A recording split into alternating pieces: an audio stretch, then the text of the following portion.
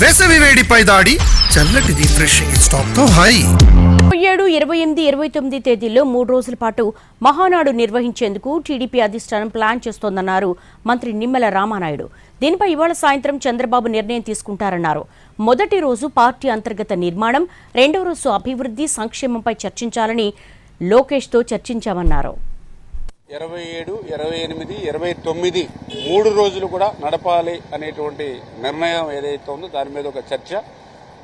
ఆ 3 రోజులు కూడా నడపాలి అనేది మీద సూత్రప్రాయంగా ఒక అంగీకారం వచ్చింది. అది ముఖ్యమంత్రి గారితో కూడా సాయంత్రం 5 గంటలకు మాట్లాడి దాన్ని ఫైనలైజ్ చేయడం జరుగుతుంది.